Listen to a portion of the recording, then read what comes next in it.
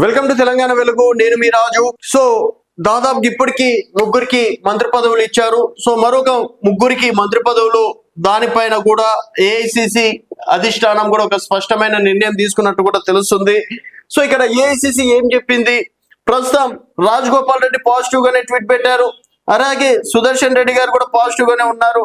ఇటు మల్రెడ్డి, రంగారెడ్డి కావచ్చు, తర్వాత ప్రేమ్ సాగర్ రావు కావచ్చు. సో ఇక్కడ ఉన్నది మూడు. తర్వాత ఇక్కడ పోటీ పడుతుంది. కీలకంగా చూసుకున్నట్టయితే ఈ నలుగురు పోటీ పడుతున్నారు. నలుగురు కూడా ఓసీ సామాజిక వర్గం కావడం విశేషం. ఒకవేళ ముగ్గురు మంత్రి పదవుల్లో ఇక్కడ అంటే మూడు మంత్రి పదవుల్లో ముగ్గురికి ఓసీలకు ఇస్తే మళ్ళీ బీసీ కులగణన, ఎస్సీ వర్గీకరణ అవన్నీ తెరపైకి వచ్చే అంశాలుగా ఉంటాయి కాబట్టి సో ఇక్కడ అధిష్టానం ఇంకోటి ఏం చూస్తుందంటే, ఒకవేళ మంత్రుల పనితీరు పైన కూడా సర్వే రిపోర్ట్ కలెక్ట్ చేస్తుంది. మంత్రుల పనితీరు సరిగ్గా లేకపోతే ఈ సామాజిక వర్గంలో ఇతరులకు మంత్రివర్గంలో అవకాశం ఇవ్వాలని చెప్పేసి కూడా భావిస్తుంది. సో ఇది ఎప్పుడు అంటే స్థానిక సంస్థల ఎన్నికలు. సో జూలైలో జరగబోయేటువంటి స్థానిక సంస్థల ఎన్నికల సందర్భంగా అంటే వారికి కూడా కొంతవరకు టార్గెట్ ఇచ్చే అవకాశం ఉంది. ఈ స్థానిక సంస్థల ఎన్నికల తర్వాత కొత్త క్యాబినెట్ కి శ్రీకారం చుట్టే అవకాశం ఉంది. సో ఇంచుమించు లేకుండా ఒక 6 నెలలు అయితే సమయం పడుతుంది. 6 నెలలు అంటే డిసెంబర్ లో మరొక ముగ్గురికి మంత్రి పదవులు వచ్చే అవకాశం ఉంది.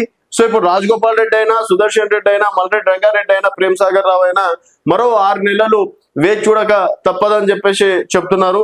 మరి స్థానిక సంస్థల ఎన్నికలు జూలైలో జరుగుతాయి. ఎందుకంటే డిసెంబర్, జనవరి, ఫిబ్రవరి, మార్చ్ అనుకుంటా దాదాపు 6 నెలలుగా పోస్ట్పోన్ చేసుకుంటూ వస్తున్నారు.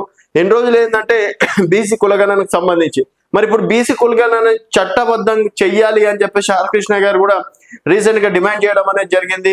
మరి అది చట్టబద్ధత చెయ్యకుండా కేవలం కాంగ్రెస్ పార్టీ మాత్రం ఇక్కడ ప్రభుత్వం 42% రిజర్వేషన్ ని కల్పించేసి స్థానిక సంస్థలకు ఎన్నికలకి వెళ్తారా అన్నది ఆ టాపిక్ పక్కన పెడితే సో స్థానిక సంస్థల ఎన్నికలు మాత్రం జూలైలో జరిగే అవకాశాలు ఉన్నాయని చెప్పేసి కూడా చెప్తున్నారు. మరి జూలై స్థానిక సంస్థల ఎన్నికల తర్వాత వచ్చే రిజల్ట్స్ ని బట్టి అప్పుడు మరొక ముగ్గురికి మంత్రివర్గంలో చోటు కల్పించే అవకాశం ఉంటుందని చెప్పేసి కూడా ఏఐసిసి వర్గాలు చెప్తున్నారు. చూస్తూనే ఉండండి తెలంగాణ వెలుగు.